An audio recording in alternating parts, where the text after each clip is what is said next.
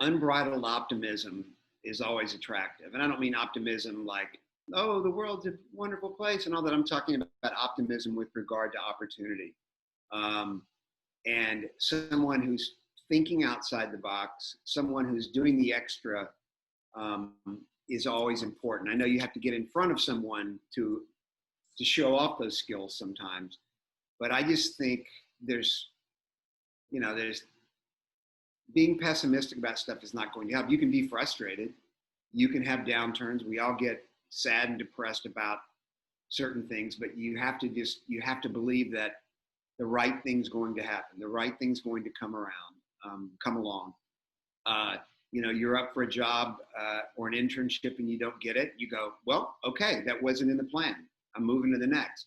And it seems like more often than not, what happens is you find something else eventually and you go, wow, how different would my life have been had I gotten that? I mean, out of law school, because I didn't know if I wanted to practice law, I started interviewing with all kinds of people. I mean, and I interviewed with Goldman Sachs and thought, well, I don't know.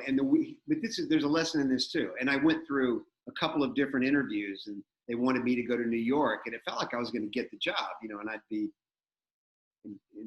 stupidly wealthy now had I taken it. But all the people in the business school who were going after those Goldman Sachs jobs, some of them weren't getting second interviews, and I did. And so I go, okay, I'm an English major and a lawyer and a writer. Why is that interesting to investment banking?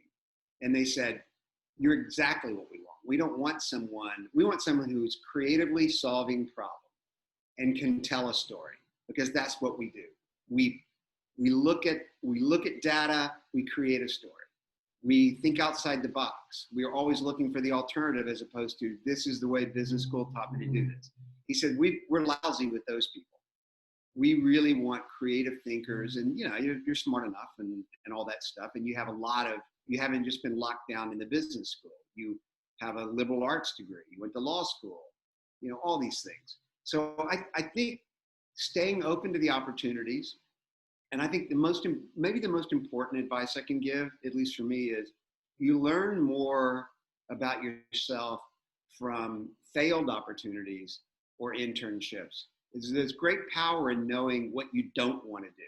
And sometimes the only way to find out what you don't want to do is to try it. So you go down an alley and it's a cul-de-sac and you bang your head, and bang your head. And you go, boy, I don't want to do that. I thought I wanted to try this. I didn't like that. That puts you closer to the thing that you're going to fall into, and it's going to feel completely natural and warm and wonderful.